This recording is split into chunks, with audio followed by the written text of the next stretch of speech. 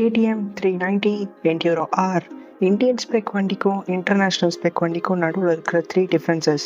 Indian spec வண்டியில் இருக்கிற suspension setup international வண்டியில் இருக்கிற அளவுக்கு ஹார்ட் கோர் கிடையாது. இது அட்ஜஸ்டபிள் தான். ஆனால் இன்டர்நேஷ்னல் ஸ்பெக்கில் 230 mm ஆஃப் ட்ராவல் கிடைக்குது. வேறஸ் இந்தியன் ஸ்பெக் 200 mm தான். சஸ்பென்ஷன் செட்டப்பில் இருக்கிற இந்த டிஃப்ரென்ஸ் கிரவுண்ட் கிளியரன்ஸ்லையும் எர்கனாமிக்ஸ்லையும் பெரிய டிஃப்ரென்ஸை ஏற்படுத்துது. இன்டர்நேஷ்னல் ஸ்பெக்கில் 890 mm seat height, whereas Indian specல 860 mm seat height.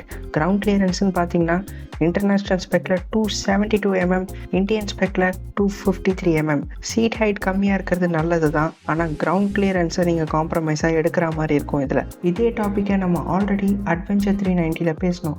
ஒன்ஸ் நீங்கள் சீட் ஹைட் கம்மியாக இருக்கணும்னு ஆசைப்பட்டீங்கன்னா கிரவுண்ட் கிளியரன்ஸில் காம்ப்ரமைஸ் பண்ணுற மாதிரி இருக்கும். இல்லை எனக்கு கிரவுண்ட் கிளியரன்ஸ் அதிகமாக வேணும்னு ஆசைப்பட்டீங்கன்னா சீட் ஹைட்டில் காம்ப்ரமைஸ் பண்ணுற மாதிரி இருக்கும்.